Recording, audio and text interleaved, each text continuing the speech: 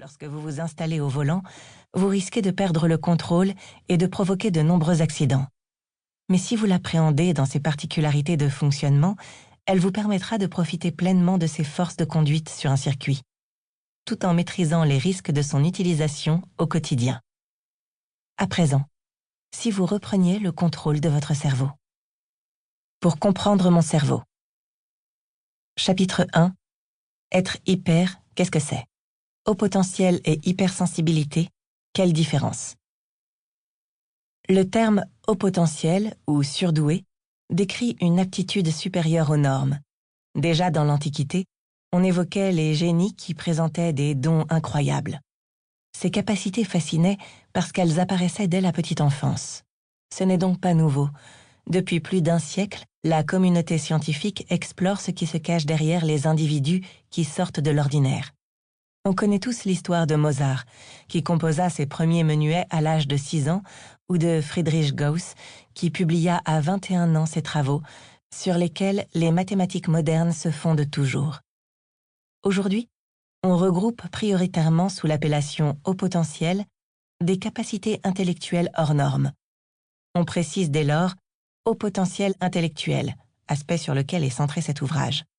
Sachant qu'il existe d'autres potentialités ou aptitudes hors normes, haut potentiel émotionnel, haut potentiel créatif, etc.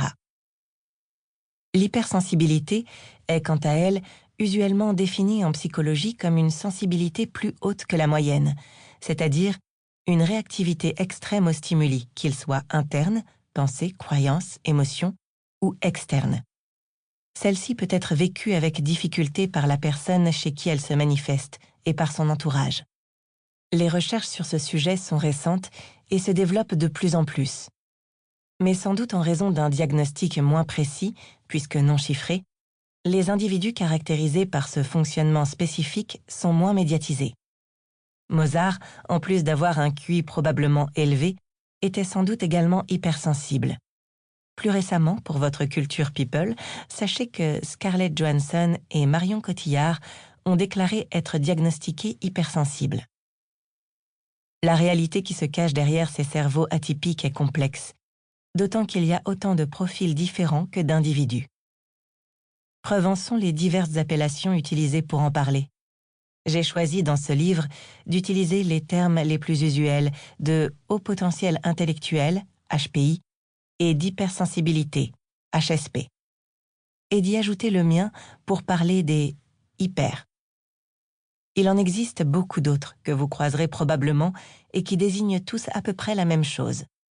Hors normes, neuroatypiques, neurodroitiers, multipotentiels, profil émotionnel, émotif, etc. Des appellations plus poétiques ont également vu le jour, zèbre, léopard, pour évoquer l'originalité et l'aspect unique des dessins sur leur pelage. Est-ce vraiment un effet de mode? Les chiffres officiels parlent de 5 à 7% de la population qui serait concernée par le haut potentiel. L'occurrence de l'hypersensibilité tournerait autour de 20%. Mais ces estimations sont certainement bien en dessous de la réalité, car chiffrer précisément la population de ces individus hyper est difficile en l'état actuel des connaissances. D'abord, parce que beaucoup ne sont tout simplement pas identifiés. Les personnes concernées n'ont pas toujours conscience de leurs particularités et n'ont pas de raison de demander un diagnostic. Et quand elles perçoivent leurs différences, celles-ci sont souvent davantage vécues comme un poids que comme un cadeau. Elles essayent dès lors de se fondre dans la masse et n'osent pas toujours consulter. Ensuite, quand elles consultent, les modalités de diagnostic sont variables et encore aujourd'hui sujettes à discussion. Le bilan du quotient intellectuel, QI, en est la base officielle, même s'il est de plus en plus contesté comme seul critère de mise en évidence d'un haut potentiel intellectuel. Et pour l'hypersensibilité, il n'existe pas de test standardisé. L'évaluation est désormais de plus en plus qualitative. Enfin, il y a tellement de combinaisons et d'intensités possibles au sein de ces profils que même pour un professionnel averti, les repérer n'est pas toujours évident. Pour le haut potentiel intellectuel, les chiffres tourneraient plutôt autour de 20-30%. Dans leur très bon livre « Le haut potentiel en question », les chercheuses Sophie Brasseur et Catherine Cuche estiment qu'à l'échelle d'une classe, le haut potentiel concernerait 2 enfants en moyenne. En termes de sexe, les estimations sont de 3 garçons pour 1 fille. Pour l'hypersensibilité, c'est encore plus compliqué, car il n'existe pas de diagnostic officiel et donc de chiffres précis. Pourtant, dans nos sociétés actuelles, où nos sens sont surstimulés, beaucoup d'hypersensibles souffrent au point de consulter un spécialiste. Dans ma propre consultation, l'hypersensibilité est en tout cas de plus en plus fréquent ces dernières années.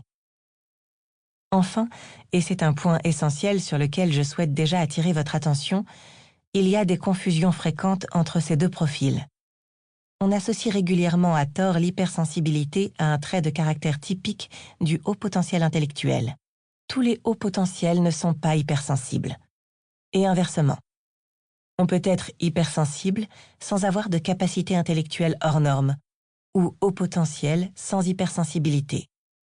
Une personne peut également combiner les 2 aspects. On estime qu'une personne haut potentiel sur 5 serait également hypersensible. Quels que soient les chiffres précis, la population concernée par le haut potentiel intellectuel et l'hypersensibilité est donc importante. Pourquoi a-t-on l'impression qu'on en parle davantage aujourd'hui?